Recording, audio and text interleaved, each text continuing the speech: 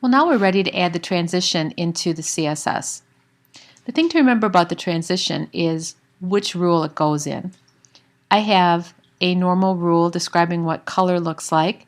I have a rule describing hover, and then I have another one describing active.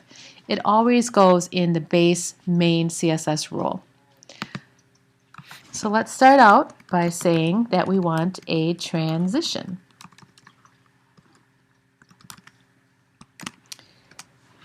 There are three components that you have to add into this property. And the first one that we're going to add is the word all, A-L-L.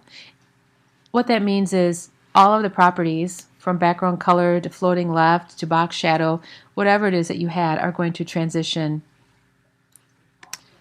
The next piece of information we need to let the property know is the duration of that animation.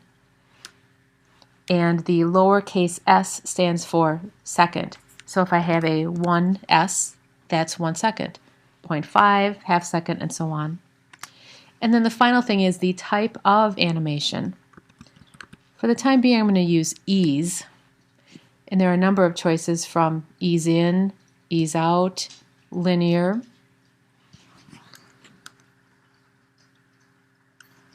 I'm going to take you back to Blackboard for a moment. There's a brief description of how to add the animation. Again, here's the transition, the all, the 1 second, the ease.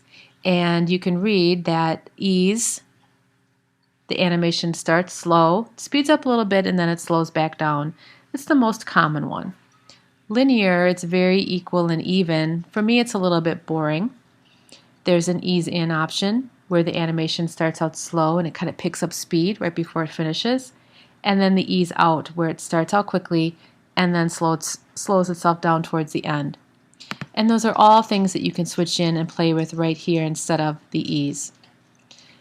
The other thing that's a little bit frustrating, and you may remember this from using the CSS3 properties, transition isn't enough. We have to add what are referred to as browser prefixes.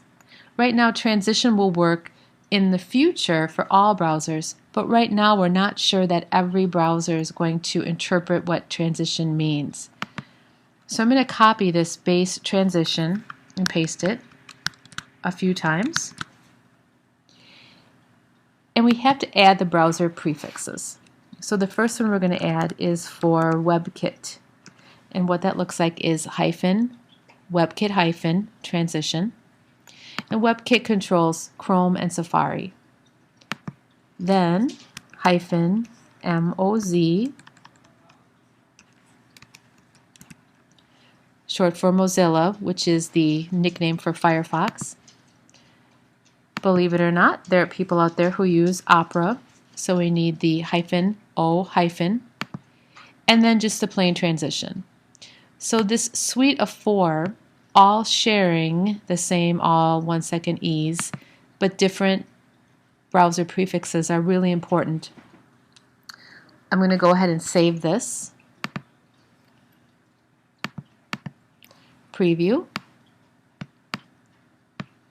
And if we've done everything right, I now have a smooth 1 second transition. You can experiment and change. I'm going to change all of these to 2 seconds. And you can also experiment with some of the ease in or ease out. Change these all to ease in. And again, the list is on Blackboard. This is usually what I keep it on all, some variation on the time, and then typically I'll leave it on ease, but that's just my personal preference.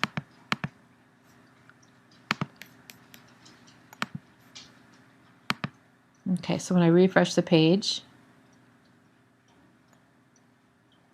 well, 2 seconds is a very long time. That's a little bit slow to sit around and wait for, but you get the idea. So it's these 4 properties that take a normal on and off type of hover and give a little bit of life to it.